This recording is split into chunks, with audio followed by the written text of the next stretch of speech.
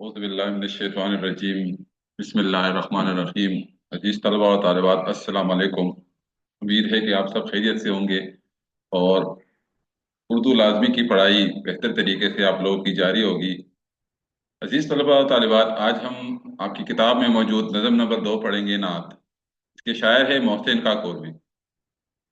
जैसा कि आपको पता है कि नज़म एक ख्याल या मौजू के तहत लिखे गए अशार को नज़म कहते हैं, जिसमें शायर एक टॉपिक पे बात करता है, यानी हर शेर में एक ही मौजू पर बात की जाती है। और आप लोगों ने ये भी पढ़ा है, पिछली क्लासेस में भी पढ़ा है और शुरू से पढ़ते आ रहे हैं बचपन से ही, कि नात किसे कहते हैं। यानी ऐसी नज़म जिसमें हजरत मोहम्मद सल्लल्लाहु अलैहि वसल्लम की सिफात बयान की जाए, उसकी खूबियां बयान की जाए, तो ऐसी नज़म को नात कहते हैं। तो आज मोहसिन काकोरवी साहब ने इस नात में हजरत मोहम्मद सल्लल्लाहु अलैहि वसल्लम की तारीफ बयान की होगी। अजीज तलबा और तालिबात, आपको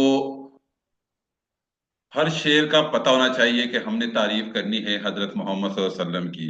यानी शायर ने जिस तरीके से, जिन अल्फाज से, जिन तशबीहात और इस्तिआरात से हजरत मोहम्मद सल्लल्लाहु अलैहि वसल्लम को,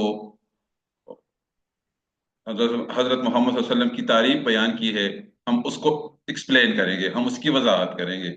और तशरीह में भी बेटा यही लिखा जाता है, और इससे भी इस पे मामूल दो तरह के सवालात आते हैं। एक तो आपको बताया जाता है कि शेर में ये चीज क्या क्या है, मतलब अगर आपको तशरीह आती है, एक्सप्लेनेशन आती है, तो सवाल और जवाब का सिलसिला भी आप यहाँ से अटेम्प्ट कर सकते हैं। और तशरीह भी यहाँ से दो अशार की दी जा सकती है, आपने उसकी तशरीह लिखनी होगी। वैसे तो बेटा अक्सर बच्चों को ये होता है कि अगर नात से तशरीह आ जाए तो मैं कर लूंगा, लेकिन बेटा हमारा दीन बिल्कुल भी इजाजत नहीं देता कि हम हजरत मोहम्मद सल्लल्लाहु अलैहि वसल्लम की तारीफ अपनी तरफ से करें।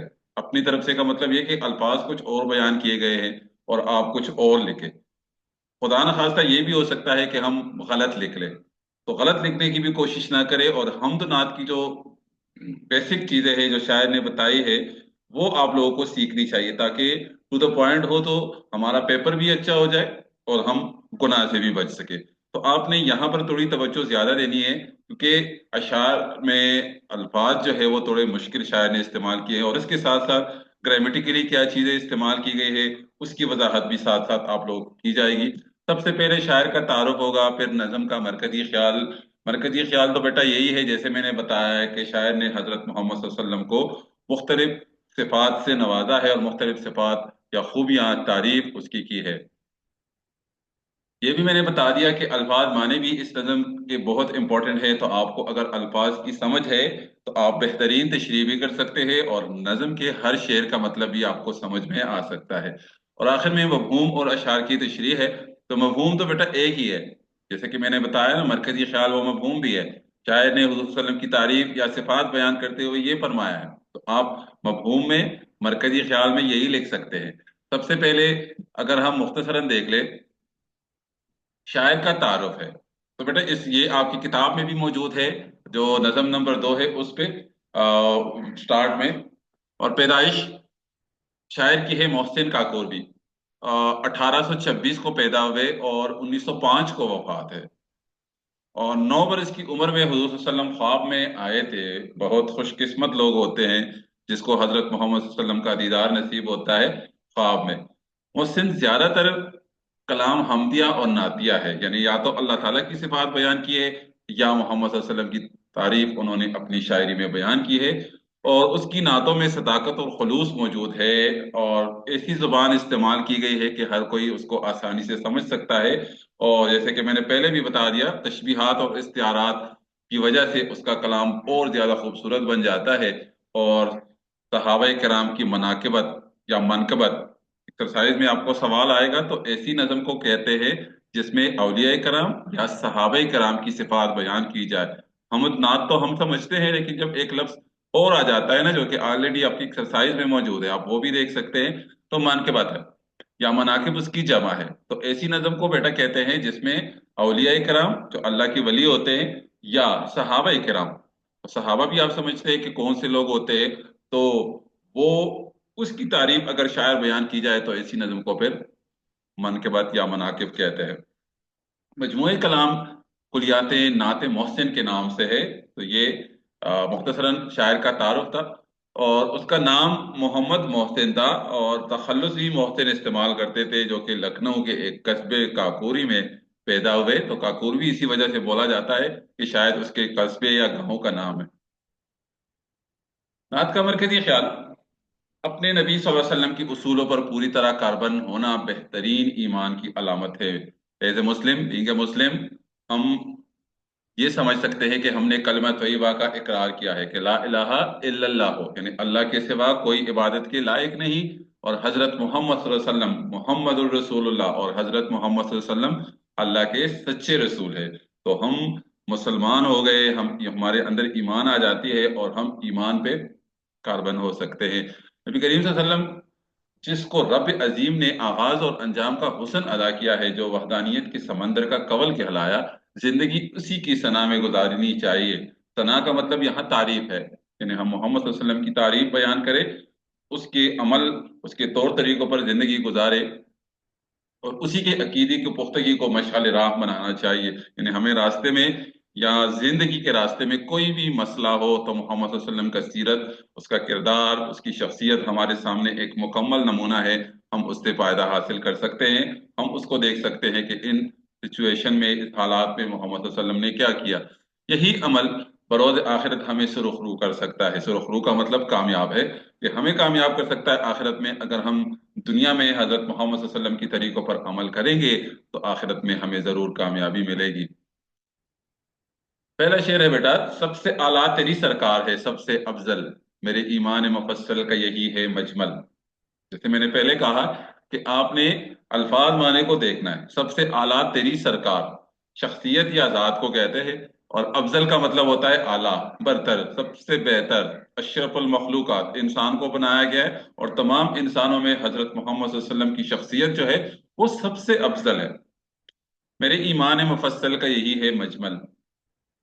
अ, मुफस्सल कहते हैं तफसील को, ये शायर कह रहे हैं मेरे ईमान मुफस्सल का, मेरी ईमान की तफसील ये है, और उसका खुलासा यही है। ये पहला मिसरा उन्होंने कहा है ना, सबसे आला तेरी सरकार के, मैं और किसी सरकार को और किसी जात को और किसी शख्सियत को नहीं मानता। आप सबसे अफजल है, थे और रहेंगे। आप सल्लल्लाहु अलैहि वसल्लम की जात सबसे अफजल है, और यही मेरी ईमान का खुलासा है। ईमान मुफस्सल या ईमान मजमल, आमनतु बिल्लाहि व मलाइकतिही व कुतुबिही व रुसुलिही वल यौमिल आखिर वल कद्र खैरिही मिनल्लाहि तआला वल बास बादिल मौत। आप लोगों ने इस्लामियात में भी पढ़ा होगा, मैं ईमान लाया अल्लाह पर, उसके रसूलों पर, रोज़े आखिरत पर, बाकी भी फरिश्तों पर, कयामत के दिन पर। ये सारे आप भी पढ़ सकते हैं, लेकिन शायर कहते हैं कि वो तमाम, उसकी तफसील या मेरी ईमान की तफसील यही है, उसका खुलासा यही है कि मोहम्मद सल्लल्लाहु अलैहि वसल्लम सबसे आला और अफजल और बरतर है। तशरी तशरी में तफसील से नहीं पढ़ूंगा, क्योंकि मैं तशरी की वजाहत थोड़ी बहुत उधर कर लेता हूँ। तो तशरी आप अपने लिए स्टॉप करके भी पढ़ सकते हैं। तो तशरी में भी यही बातें बताई गई है कि शायर ने इस बात की वजाहत की है कि मेरी ईमान का खुलासा यही है कि मोहम्मद सल्लल्लाहु अलैहि वसल्लम की जात जो है, वो सबसे ज्यादा, दुनिया की तमाम चीजों में मुझे सबसे ज्यादा पसंद है, और उस पर मुझे बहुत ज्यादा तसल्ली होती है कि मैं मोहम्मद सल्लल्लाहु अलैहि वसल्लम का उम्मती हूँ। बेटा याद रखिएगा, ये भी इंसान के लिए, खासकर मुसलमान के लिए बहुत अ, फख्र की बात है कि हम मोहम्मद सल्लल्लाहु अलैहि वसल्लम की उम्मती है। और अल्लाह ताला आखिरत के दिन सिर्फ मोहम्मद सल्लल्लाहु अलैहि वसल्लम को ये इख्तियार होगा कि वो अपनी उम्मतियों की सिफारिश कर सकेंगे। वो लोग जो जहन्नम में जाएंगे, तो मोहम्मद सल्लल्लाहु अलैहि वसल्लम की वजह से, सिफारिश की वजह से, उसको जहन्नम से निकाल कर जन्नत में लेके जाएंगे। और ये इख्तियार सिर्फ और सिर्फ अ, आखिरत में हजरत मोहम्मद सल्लल्लाहु अलैहि वसल्लम को हासिल होगा, और हम उसके उम्मती है। हमें इस बात पर फख्र करना चाहिए। शेर नंबर 2, कुल खुश रंग रसूल मदनी व अरबी, जेब दामान अबद तुर्रे दस्तार अजल। गुल खुश रंग, एक खूबसूरत खुशनुमा फूल, खुशबू वाला फूल, जिससे स्मेल बहुत बेहतरीन खुशबू आती है। रसूल मदनी और अरबी, मदनी और अरबी, यानी अरब के शहर या मदीने में रसूल सल्लल्लाहु अलैहि वसल्लम की जिंदगी की तरफ इशारा किया है, जो मदीने में और अरब से ताल्लुक रखने वाले रसूल थे। और वहां पर एक पूल खिले थे, पूल जैसे या पूल की तरह, यानी बतौर इस्तिआरा इस्तेमाल लफ्ज हुआ है हजरत मोहम्मद सल्लल्लाहु अलैहि वसल्लम से लिए गुल। گل خوش رنگ، یعنی وہ پھول جس سے ہمیشہ اس کا رنگ بھی بہت خوبصورت ہے اور جس کی خوشبو بھی بہت زیادہ خوبصورت ہے، تو محمد صلی اللہ علیہ وسلم ایک پھول کی مانند ہے۔ اب میں پھول بول رہا ہوں تو یہ استعارہ ہے، اور اگر میں نے یہ بول دیا کہ پھول کی مانند ہے تو میں نے پھول بطور تشبیہ استعمال کیا، کیونکہ حرف تشبیہ استعمال ہو رہی ہے۔ بالکل بھی کنفیوز نہ ہو، اس پہ بھی میری ایک ویڈیو ہے، آپ وہ دیکھ سکتے ہیں کہ تشبیہ اور استعارہ میں کیا فرق ہے۔ زیب دامان ابد، زیب دامان ابد تو آپ کو میننگ نظر آ رہی ہوگی۔ زیب دامان ابد اختتامی دامن کا حسن، یعنی جب یہ دنیا یا دنیا کی خوبصورتی ختم ہو جائے گی۔ زیب کا مطلب یہاں خوبصورتی ہے، دامان ابد یا دامن بھی کہہ سکتے ہیں، دنیا بھی ہم کہہ سکتے ہیں، اور ابد جب تک یہ قائم رہے گی۔ ازل اور ابد ہوتا ہے جب تک یہ دنیا ہے۔ ترہ دستار، ترہ بیٹا ہمیشہ بولا جاتا ہے نا پگڑی کے اوپر والے حصے کو، اور جو اگر آپ نے پگڑی دیکھی ہے نا، شملہ جس کو بولا جاتا ہے، تو پگڑی موٹی سی ہوتی ہے لیکن اس کے اوپر بعض علاقوں میں وہ دستار سا بنا ہوتا ہے، وہ کیا کہتے ہیں، شملہ سا، اور وہ اوپر والا حصہ ہوتا ہے۔ ترہ دستار، ترہ ویسے پگڑی کو بولا جاتا ہے، دستار سوری پگڑی کو بولا جاتا ہے، اور ترہ اس شملے کو بولا جاتا ہے جو پگڑی کا اوپر والا حصہ ہوتا ہے۔ دستار، دستار بندی، جب عالم کی دستار بندی ہوتی ہے تو پگڑی پہنائی جاتی ہے، تو ترہ دستار یعنی پگڑی کا اوپر والا حصہ۔ یہاں ہم رسپیکٹ اور عزت کی بات بھی کر سکتے ہیں۔ ازل، ابد اور ازل بطور متضاد الفاظ استعمال ہوتے ہیں، اور شعر میں جب دو متضاد الفاظ استعمال ہوتے ہیں تو اس کو ایسی صنعت کو بولا جاتا ہے صنعت تضاد۔ تو یہ بھی ترہ دستار جب تک یہ ازل یعنی آغاز، یعنی آغاز سے محمد صلی اللہ علیہ وسلم کی عزت، اس کی دستار، اس کی شملہ جو ہے وہ ہمیشہ سے عزت کے قابل رہا ہے، اور آخرت تک جب تک اس دنیا کی خوبصورتی ہے تو یہ اسی طریقے سے رہے گا۔ مفہوم میں بھی آپ دیکھ سکتے ہیں کہ آپ صلی اللہ علیہ وسلم عرب اور مدینے کے وہ خوشنما پھول ہے جس کو آغاز اور انجام دونوں کا حسن عطا کیا گیا۔ تو یہ بھی ہم کہہ سکتے ہیں کہ جب یہ دنیا بنی تو محمد صلی اللہ علیہ وسلم کی وجہ سے بنی ہے، اور جب یہ دنیا ختم ہو جائے گی تو جب اس دنیا میں محمد صلی اللہ علیہ وسلم کی سیرت اور کردار پر عمل کرنے والے سارے ختم ہو جائیں گے، کلمہ طیبہ پڑھنے والے لوگ ختم ہو جائیں گے، تو پھر اس دنیا کا اختتام ہوگا اور دنیا ہمیشہ ہمیشہ کے لیے اللہ تعالیٰ ختم کر دیں گے۔ تو تشریح بھی دیکھ لے بیٹا، تشریح میں بھی یہی کہا گیا ہے کہ جس نے پورے جہان کو معطر کیا، معطر کا مطلب ہوتا ہے عطر سے نکلا ہے، جس میں وہ خوشبو آتی ہے، ایک قسم کی اسمیل ہے۔ دراصل آپ صلی اللہ علیہ وسلم کی تعلیمات وہ خوشبو ہے جس نے کائنات کو اپنا اسیر بنایا، اسیر قیدی کو کہتے ہیں، یعنی پوری کائنات کو اپنے لپیٹ میں لے لیا۔ جب پیغمبروں کا آغاز ہونے لگا تھا تو لوح پر آپ صلی اللہ علیہ وسلم کا نام محمد صلی اللہ علیہ وسلم چمک رہا تھا، یعنی کائنات کی تخلیق ہی محبوب کا ذہن میں رکھ کر کی گئی ہے۔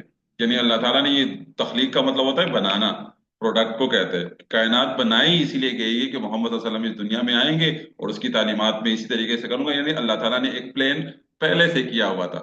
جسے ہم کہتے ہیں نا کوئی کام کرتے ہیں تو ذہن پہلے سے تیار کیا ہوتا ہے، تو محمد صلی اللہ علیہ وسلم کا نام پہلے سے اللہ تعالیٰ نے لوح محفوظ میں رکھا ہوا تھا، اور وہ کہ پہلے سے ہی اسی طریقے سے یہ سارا معاملہ ہوگا۔ اسی لیے شاعر نے آپ صلی اللہ علیہ وسلم کو ترہ دستار ازل یعنی آغاز کی بلند تر شملے سے تعبیر کیا ہے۔ پیغمبروں میں سے واحد ہمارے نبی ہوں گے جو روز محشر اپنی امت کی شفاعت کی سفارش کریں گے۔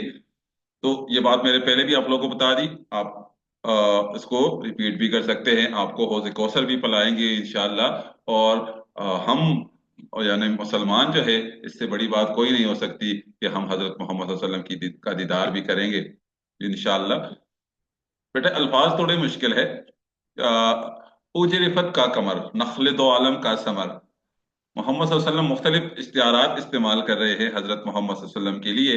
اوج بلندی کو کہتے ہیں، رفت بھی بلندی یا درجہ یا مرتبہ کو کہتے ہیں، اور کمر چاند کو کہتے ہیں۔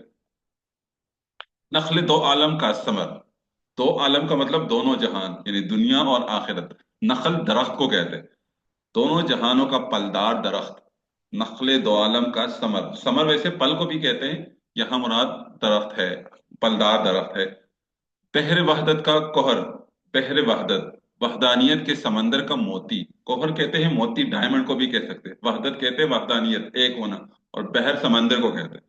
چشمہ کثرت کا کول، چشمہ کہتے ہیں وہ اس پانی کو جو قدرتی طور پر زمین سے نکلتا ہے، اور کثرت کا مطلب ہوتا ہے زیادتی، اور کمل اس پھول کو کہتے ہیں، पर्पल किस्म का एक पूल होता है, आपने मुख्तलिफ झील या वगैरह में दरिया के किनारे पर ये पूल देखे होंगे। कवल, कवल का पूल, तो ये एक पर्पल टाइप पूल होता है, पर्पल की कलर का, ये पर्पल के रंग का पूल होता है। तो चश्मे कसीर का खुशनुमा पूल भी हम कह सकते हैं, या वो चश्मा जो कसरत से बह रहा है उसका एक खूबसूरत पूल है। यानी मुख्तलिफ इस्तिआरात शायर ने हुजूर सल्लल्लाहु अलैहि वसल्लम के लिए इस्तेमाल किए हैं। दुनिया की तमाम बड़ाई और अजमत अल्लाह ताला ने आप सल्लल्लाहु अलैहि वसल्लम की झोली में रख दी है।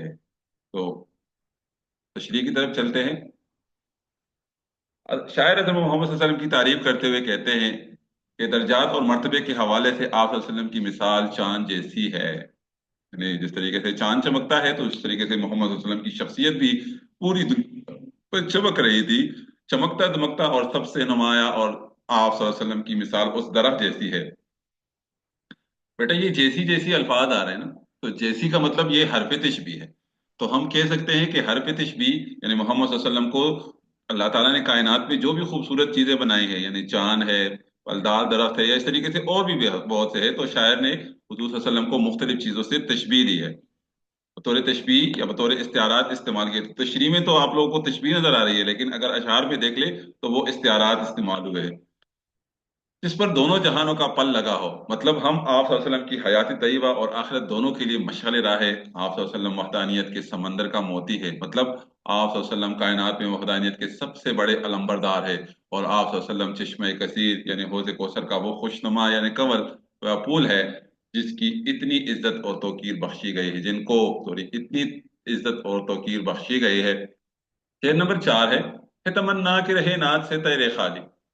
पहले तो 3 अशार में शायर ने मोहम्मद सल्लल्लाहु अलैहि वसल्लम की तारीफ की है, लेकिन अब अपने हवाले से भी अपनी फीलिंग्स आप लोगों के साथ शेयर कर रहे हैं कि इंसान जिससे मोहब्बत करता है तो हमेशा उसके बारे में सोचता भी है, उसके बारे में लिखता भी है, उसके बारे में जहन में ख्यालात भी आते हैं। तो शायर हजरत मोहम्मद सल्लल्लाहु अलैहि वसल्लम से बेपनाह मोहब्बत कर रहे हैं, और ये कह रहे हैं कि मेरी तमन्ना है, मेरी ख्वाहिश है कि रहे नात से तेरे खाली। कि मैं, नात का मतलब होता है मोहम्मद सल्लल्लाहु अलैहि वसल्लम की तारीफ करना। तो इंसान, जैसे पहले मैंने कहा कि इंसान जिससे मोहब्बत करता है तो हमेशा ही उसके बारे में सोचता है, और शायर की जो सोच होती है, शायर की जो सोच होती है, तो उसके मुतालिक उसको ख्यालात आते हैं और फिर वो उसको लिखता है। तो उसकी एक ख्वाहिश है, और ख्वाहिश यही है कि मेरी कोई भी शायरी, कोई भी जहन में ऐसी सोच ना आए जिसमें मैं हजरत मोहम्मद सल्लल्लाहु अलैहि वसल्लम की तारीफ ना करूं। न मेरा शेर, न कत्ता, न कसीदा, न गजल। कत्ता भी बेटा शायरी की एक सिन्फ है, कता।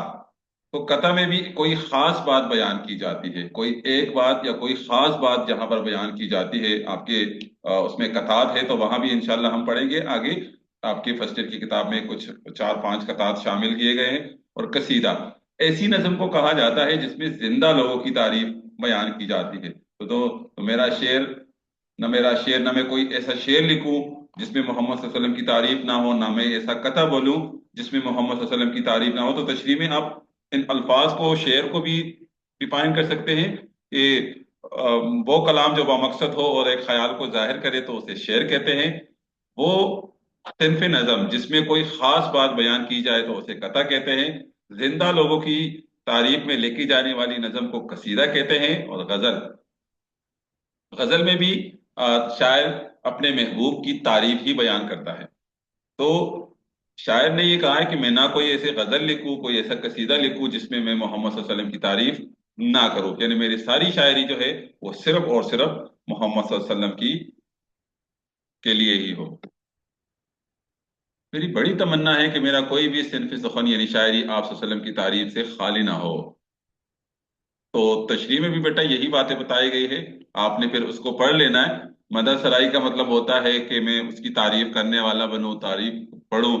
और इश्क मजाजी में लगा रहते हैं, लेकिन अगर एक ग्रोह में जो कुछ लोग ऐसे भी होते हैं जो खालिसन इश्क रसूल में डूबे नजर आते हैं, यानी तशरीह में कहने का मतलब यही है कि कुछ लोग दुनियावी मोहब्बत को भी अपनी शायरी में का टॉपिक बनाते हैं, लेकिन कुछ लोग होते हैं जो आखिरत की जिंदगी यानी हजरत यानी अल्लाह ताला से मोहब्बत या हजरत मोहम्मद सल्लल्लाहु अलैहि वसल्लम से मोहब्बत को अपनी शायरी में शामिल करते हैं, या अपनी शायरी को उस मकसद के लिए वो करते हैं। और मेरा रेशे उम्मीद वो नखले सरसब्ज, ریشے امید کہتے ہیں امید کا داغا، عقیدے کی پختگی بھی آپ کہہ سکتے ہیں، میرا عقیدہ ہے، میرا ایمان کی طاقت ہے، وہ نخل سرسبز، نخل سرسبز کا مطلب ہوتا ہے ہرا بھرا درخت، سرسبز تو آپ سمجھتے ہیں گرینری کو کہتے ہیں، گرین، اور نخل درخت کو کہتے ہیں، ہرا بھرا درخت، تو وہ میرا ریشے امید، میرے عقیدے کی پختگی یہ ہے، میرے امید کا داغا یہی ہے، میری زندگی جو گزار رہا ہوں تو مجھے اس بات پر 100% شیورٹی ہے، جس کے ہر شاخ میں ہو پھول، ہر ایک پھول میں پل، یعنی حضور صلی اللہ علیہ وسلم کی مثال اس ہرے بھرے درخت کی طرح ہے، یعنی محمد صلی اللہ علیہ وسلم کو بطور استعارہ ہرا بھرا درخت کہا گیا ہے، تو محمد صلی اللہ علیہ وسلم کی شاخیں بھی ہے یعنی اس کی تعلیمات ہے، وہ پھول بھی ہے، یعنی اس وہ جو پھول جو ہوتا ہے وہ ہر پلدار درخت پہلے پھول وہ کرتا ہے اور اس کے بعد اس میں پل آتے ہیں، اللہ تعالیٰ نے یہ نظام بنایا ہوا ہے کہ جو بھی پلدار درخت ہوتا ہے وہ پہلے پھول ہوتا ہے اور پھول سے پھر پل بن جاتا ہے، یہاں محمد صلی اللہ علیہ وسلم کی تعلیمات، اس کی سیرت، اس کا کردار اور اس کی زندگی کے طور طریقے مراد ہے۔ تو دیکھتے ہیں کہ تشریح میں کیا لکھا ہوا ہے، میری دعا ہے کہ میرا عقیدہ ہمیشہ سلامت رہے، اس پر کبھی آنچ نہ آئے۔ آنچ کا مطلب ہوتا ہے کہ کبھی بھی میں دوسرے سائڈ پہ نہ آ جاؤں، یعنی محمد صلی اللہ علیہ وسلم کی تعلیمات کو چھوڑ کے کسی اور کو نہ اپناؤں، یعنی میں ہمیشہ ہمیشہ کے لیے محمد صلی اللہ علیہ وسلم کے طریقوں پر عمل کرنے والا بنوں۔ بیٹا تشریح نمبر 5، انسان کا اپنے رب اور محبوب پر عقیدہ سلامت رہے تو بہت پرسکون رہتا ہے، زندگی کی دوڑ میں ہم اپنے لیے بہت سارے خدا تخلیق کر لیتے ہیں جس سے زندگی انتہائی مشکل ہو جاتی ہے۔ اب آپ لوگ سوچ رہے ہوں گے کہ بہت سارے خدا کا مطلب کیا ہوتا ہے، یعنی ہمیں اگر کوئی مسئلہ آ جاتا ہے، کوئی پریشانی ہوتی ہے، کوئی مشکل ہوتی ہے، کوئی کام آ جاتا ہے تو ہم لوگوں کے پیچھے بھاگتے ہیں، لوگوں کی منتیں کرتے ہیں، تو یہاں پر تشریح میں بہت سارے خدا کا مطلب یہی ہے کہ ہم لوگوں کی منتیں کرتے ہیں لیکن اس بات کا یقین ہمارے دلوں میں ہونا چاہیے، ہمارے ذہن پر ہونا چاہیے کہ جو پریشانی ختم کرنے والی ذات ہے اس کے سامنے ہم اپنے پریشانی بیان نہیں کرتے، جس کی وجہ سے ہماری زندگی مشکل ہو جاتی ہے۔ اگر ہمیں اس بات پر یقین ہو جاتا ہے کہ پریشانی لانے والی ذات بھی اللہ تعالیٰ کی ہے اور اس کو ختم کرنے والی ذات بھی اللہ تعالیٰ کی ہے، تو یقین پختہ ہونا بھی سب سے بڑی کامیابی ہوتی ہے۔ تو آپ کے اندر اگر یہ یقین آ جائے کہ بس اللہ تعالیٰ کی طرف سے آزمائش ہے، امتحان ہے، اس پہ ہم نے صبر کرنا ہے اور اللہ تعالیٰ سے مدد اور اس پریشانی کو ختم کرنے کے لیے میں نے اللہ تعالیٰ کے سامنے ہی اپنی مشکلیں بتانی ہے، اپنی دعائیں کرنی ہے، آسانیاں پیدا کرنے کے لیے اللہ تعالیٰ کے سامنے ہی گڑگڑانا ہے، اس کی عبادت کرنی ہے، اور انشاءاللہ اس بات کا یقین ہونا چاہیے کہ اللہ تعالیٰ ہی یہ پریشانیاں، یہ امتحانات ختم کریں گے۔ تو بہت سارے خدا کا مطلب یہی ہے، شاید یہی دعا فرما رہے ہیں کہ میرا ریشہ امید یعنی امید کی عقیدے کی پختگی اسی درخت کی مانند ہو جو ہرا بھرا رہتا ہے، جس کی ہر شاخ میں پھول اور ہر پھول میں پھل لگے ہو، یعنی میرے نیک اعمال اور عشق رسول صلی اللہ علیہ وسلم کبھی کبھی نہیں چھوٹے، جو میرے کبھی نہ چھوٹے، چھوٹے لگا ہوا ہے چھوٹے، جو میرے زندگی کی اصل پل ہے۔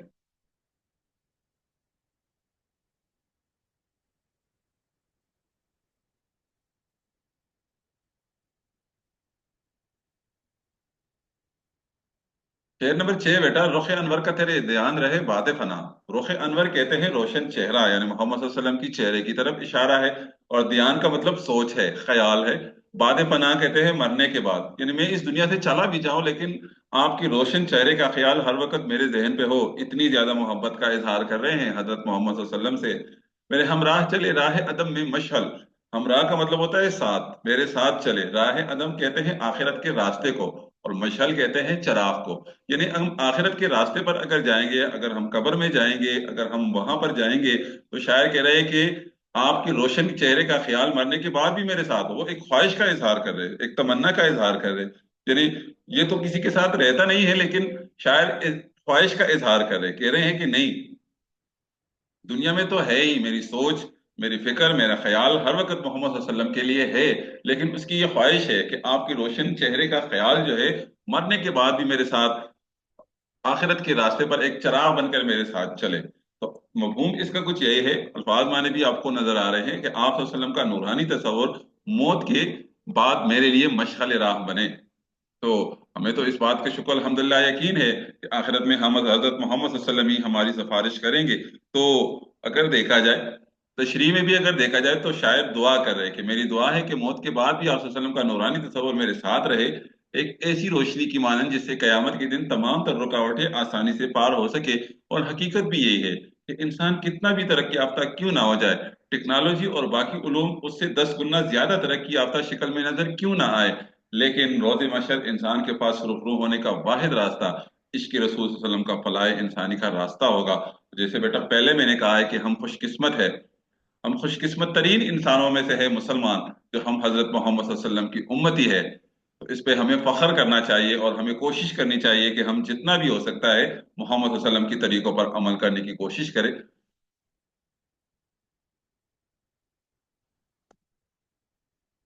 بیٹا یہ شعر نمبر 7 ہے، میرے خیال میں آخری شعر ہے۔ صفے میں شر میں تیرے ساتھ ہو تیرا مداح، صفے میں شر کہتے ہیں قیامت کا دن، محشر قیامت کو کہتے ہیں۔ صفے محشر میں تیرے ساتھ ہو تیرا مداح، مداح کا مطلب تعریف کرنے والا، ہاتھ میں ہو یہی مستانہ قصیدہ یہ غزل، یہی کا مطلب یہ جو شاعری انہوں نے کی ہے، ہاتھ میں ہو یہی مستانہ، مستانہ کہتے ہیں مست کرنے والی، مزہ دینے والی، جذبہ پیدا کرنے والی قصیدہ۔ قصیدہ پہلے بھی میں نے آپ کو بتایا کہ زندہ شخص کی تعریف میں لے کے جانے والی نظم کو کہتے ہیں، کہ میں نے جو آپ کی تعریف کی ہے تو یہ صفحے محشر میں بھی میں اسی طریقے سے آپ کی تعریفیں کرنے والا ہوں اور رہوں، اور یہ قصیدہ جو دنیا میں میں نے آپ کے لیے کی لکھا ہوا ہے، یہ تعریفیں جو دنیا میں میں نے آپ کی ہے، یہی قصیدہ میرے ہاتھ میں ہو، تاکہ مجھے اس پر فخر ہو کہ میں نے دنیا میں محمد صلی اللہ علیہ وسلم کی تعریف کی ہے۔ میری تمنا ہے کہ روز محشر آپ صلی اللہ علیہ وسلم کے پہلو میں، پہلو کہتے ہیں ساتھ، ایک مداح سرا کے روپ میں، مداح سرا کہتے ہیں تعریف کرنے والے کی شکل میں، روپ شکل کو کہتے ہیں، جگہ ملے۔ بیٹا اس سے بڑی خوش قسمتی کسی کی کیا ہو سکتی ہے کہ آخرت میں محمد صلی اللہ علیہ وسلم کے سامنے ہی بیٹھے ہو اور وہاں بھی ہم، یا شاعر حضرات، یا اللہ کرے کہ ہم بھی تو حضرت محمد صلی اللہ علیہ وسلم کی تعریف کرنے والے بنے۔ تو شاعر حضور صلی اللہ علیہ وسلم سے بے پناہ عشق کا اظہار کرتے ہوئے فرماتے ہیں کہ میری بڑی خواہش ہے کہ جب روز محشر افراتفری کا عالم، نفسا نفسی کا دور دورہ ہو، کسی کو کسی کا ہوش نہ رہے، تب مجھے آپ صلی اللہ علیہ وسلم کے پہلو میں جگہ ملے، اور وہ بھی اس عالم میں کہ میرے ہاتھ میں آپ صلی اللہ علیہ وسلم کا یہی قصیدہ بطور ثبوت موجود ہو۔ میں نے اپنے فن، اپنے ہنر کو آپ صلی اللہ علیہ وسلم کی عشق کا ذریعہ بنایا۔ میں نے گل اور بلبل، عرض اور رخسار کی بجائے محبوب، گل اور بلبل یعنی دنیاوی محبت کی بات کر رہے ہیں، عرض اور ہونٹ کو کہتے ہیں اور رخسار چہرے کو کہتے ہیں، عشق کا حق ادا کیا، اور شاید یہی میرا عشق آخرت میں مجھے سرخرو یا کامیاب کر دے۔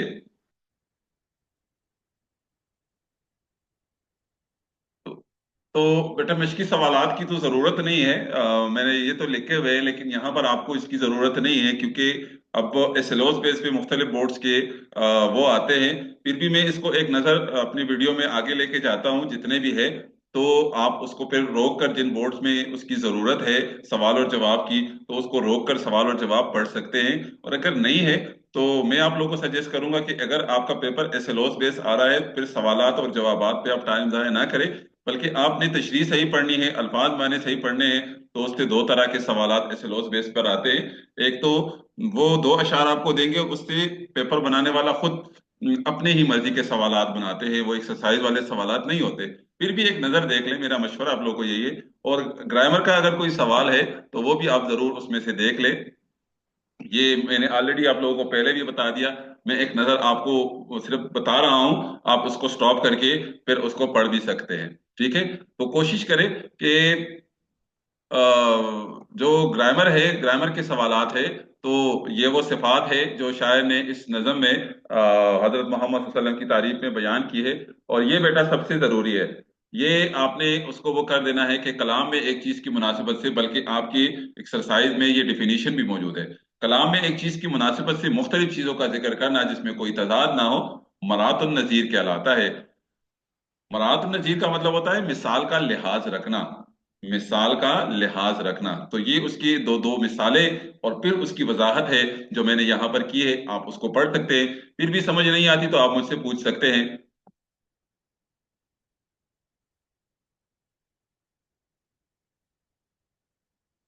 تو بیٹا مجھے امید ہے کہ آپ لوگوں کو اس کی تشریح بہت اچھی طریقے سے آ جائے گی انشاءاللہ، اور جب بھی اس سے کوئی سوال آتا ہے تو آپ اس کو بھرپور طریقے سے اٹیمپٹ کریں گے۔ اور بیٹا آپ کوشش کریں کہ جہاں کہیں بھی آپ کو کوئی بھی مسئلہ ہو تو مجھے اپنے کمنٹس پہ بتائے، مجھے بہت خوشی ہوگی کہ میں آپ کے جو مشکل ہے پیپر کے حوالے سے، پیپر پیٹرن کے حوالے سے، یا کسی قسم کی سوال اور جواب کے حوالے سے، تو مجھے بہت خوشی ہوگی۔ اپنا بہت سارا خیال رکھیے گا، مجھے اپنی دعاؤں میں یاد رکھیے گا۔ اللہ حافظ۔